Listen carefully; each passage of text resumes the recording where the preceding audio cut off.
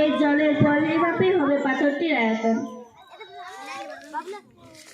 কাচের বিকারটিকে জল দিয়ে কানায় কানায় ভর্তি করা হচ্ছে।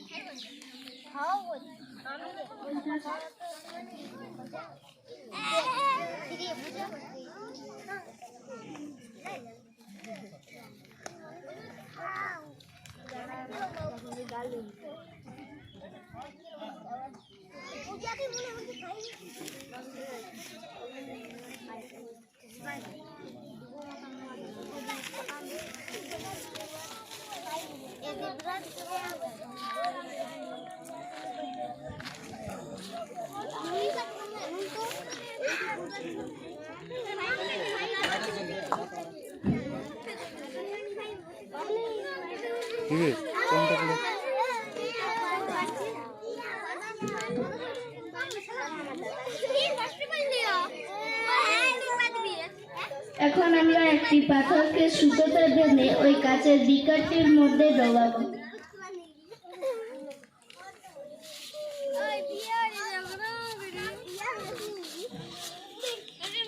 কিছুটা জল বাইরে উপচে পড়লো। এই জলটি আমরা এখন মাপনে চোখের সাহায্যে মেপে নেব।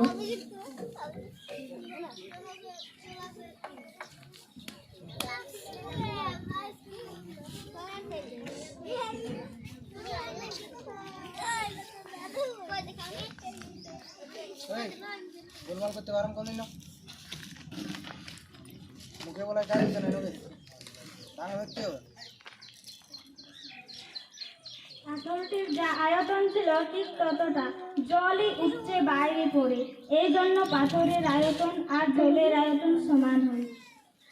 জলের পরিমাপ 35 মিলিলিটার, তার মানে পাথরটির পরিমাপও 35 মিলিলিটার।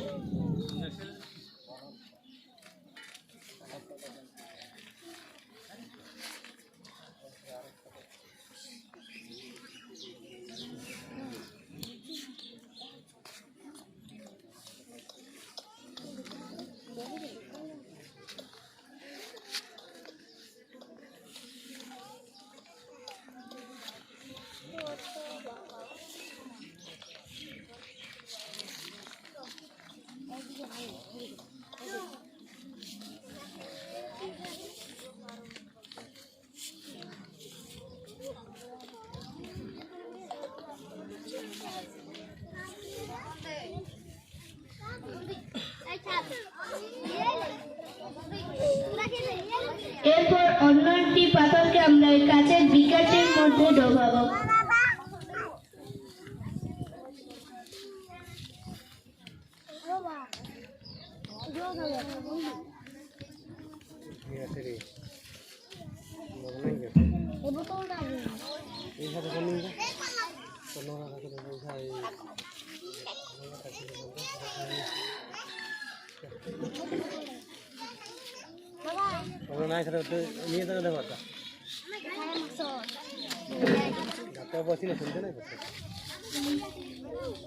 পাথরটির যা আয়তন ছিল ঠিক ততটা, জলই উপচে বাইরে পড়ে। এই জন্য পাথরের আয়তন আর জলের আয়তন সমান হয়। জলের পরিমাপ 19 মিলিলিটার, তার মানে পাথরটির ঘনত্ব 19 মিলিলিটার। আমরা এই পাথরগুলো পরীক্ষা করে বুঝতে পারলাম যে কালো পাথরটি বড়, কালো পাথরটির ঘনত্ব হলো 35 মিলিলিটার ও ছোট পাথরটির ঘনত্ব হলো 19 মিলিলিটার। নমস্কার।